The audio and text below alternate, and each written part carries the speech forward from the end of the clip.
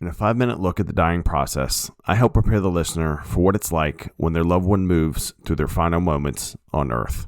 But first, welcome to the Hope is Not a Plane podcast, where we address tough questions head on, face our problems, and highlight our hopes by providing actionable planning steps to improve ourselves, mind, body, and spirit.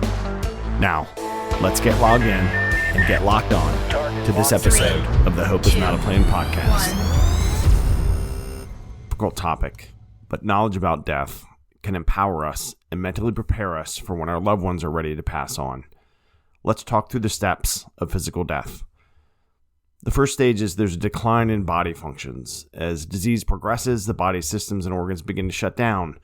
Picture, if you will, the start of a step-by-step process to shut down a large factory. The lights, shut the doors, turn the machines off. You get the gist of it. That's what's happening in the body. Some common signs, meaning what we can see, and symptoms, meaning what the patient experiences, include physical weakness, loss of mobility, where the patient may be bedbound, shallow breathing, where it's hard for the patient to breathe, and this can be because of medication or whatever the disease process is, and a decreased or complete loss of appetite. It's amazing how long the body can go without food and fluid and water. But losing appetite is one of the key symptoms of the dying process. Another stage is the altered consciousness, right? And whether the person's on pain management medication or not, many people have begun, and these are two terms that are good to be familiar with, to declare, I'm declaring I'm going to live longer, or I'm declaring I'm dying, or to transition their body and their mind and their spirit towards death. And they'll have increased drowsiness. Some may experience confusion, and it will become seemingly really more detached from their surroundings, maybe not responding as quickly or kind of looking around. And again, this depends on the nature of the comfort measures that the person has, the medications, and what, of course, disease process they're going through. But this is where we can be there. This is where we need to keep holding their hand. We need to keep talking to them. The deaths that I've experienced, both as a corpsman and a medic and in my own family, and from what I've heard from hospice and palliative care professionals, is that hearing is often one of the last senses to be turned off. People will hear and they'll turn while they're still conscious or have a bit of consciousness toward the people talking. And that's where we talked about in the previous episode, just being aware of where you talk and some boundaries and maybe what discussions do I have in the room or outside of the room. As we progress, it's inevitable that we get towards someone's final moments. Near the very end, breathing will become more and more labored.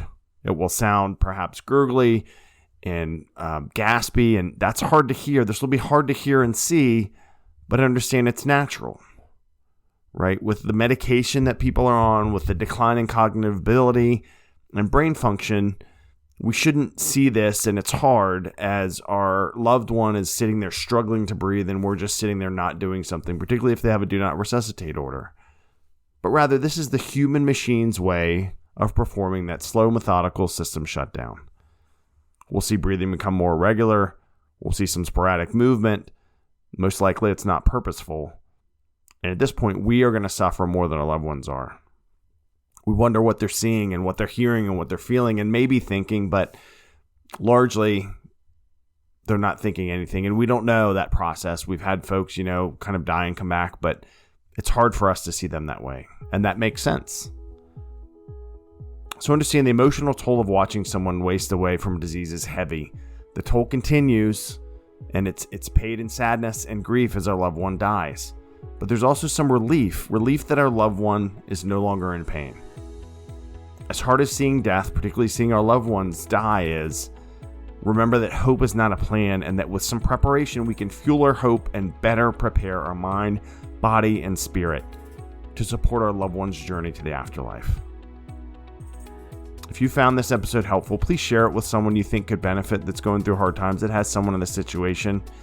For more on caring for an ailing loved one or parent, visit hopesnotaplane.com. All the past episodes, particularly the one where I talked about taking care of an ailing or end-of-life parent, on the Hope is Not a Plan podcast. We're on Apple, Spotify, Amazon Music, wherever you listen. Hope is Not a Plan podcast is there. Please follow Instagram and Twitter, Hope's Not a Plan. Facebook page and YouTube channel, both called Hope Is Not a Plan. Thank you so much, everyone. Stay safe out there. Spend time with your loved ones. And I wish you all Godspeed.